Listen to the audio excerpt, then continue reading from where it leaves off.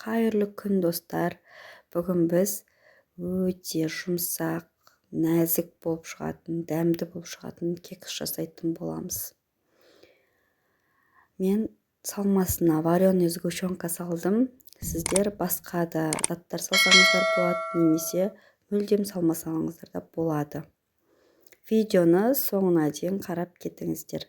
Керекті заттарды астыға описанияға жазып кететін боламын.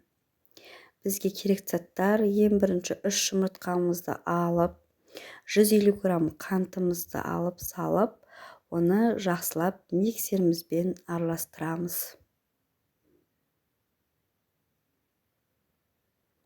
Миксерімізбен жақсылап араластырып болғаннан кейін, мен бөлме температурасында тұрған сары майды салдым.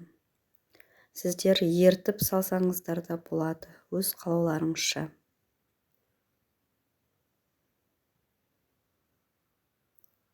Жақсылап араластырып болғаннан кейін 150 мг сүтімізді құямыз.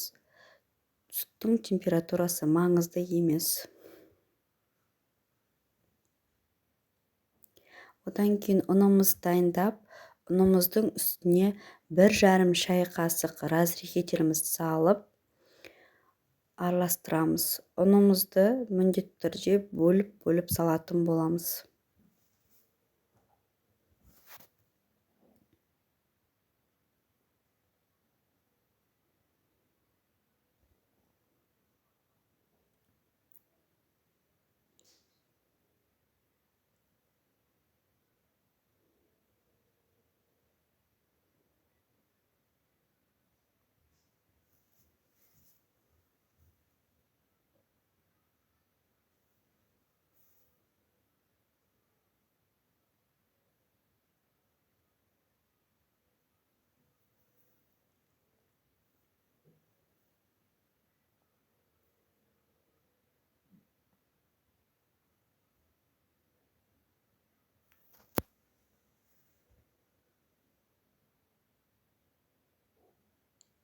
Біз барлық ұнымызды салып болғаннан кейін, бізде осындай бір келкі масса шығу керек.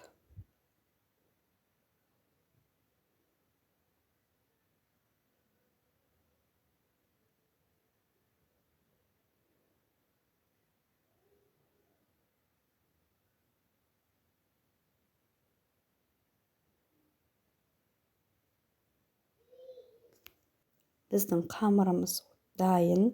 Енді ыдысымызды алып, менде силиконды ыдыс болды, соған салатын боламыз.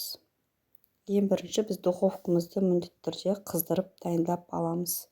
Силиконды ыдысқа май жағудың қажеті жоқ. Ең бірінші осылай 1 ас қасық қамырымызды құйып, одан кейін 1 шай қасық вареный сгущенка салам. Оның үстіне қайтадан 1 ас қасық сұйықтығымызды, қамырымызды салып қоямыз. Барлығына дәл осылай салып шығатын боламыз.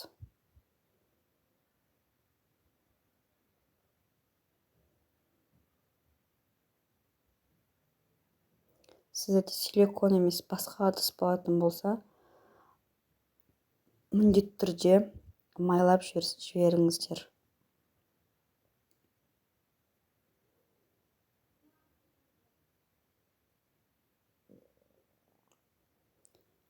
Бізде міне барлығы дайын. Енді 180 градуста 35-40 минутта осылай пісіріп алатын боламыз. Бізде керемет болып пісіп шықты.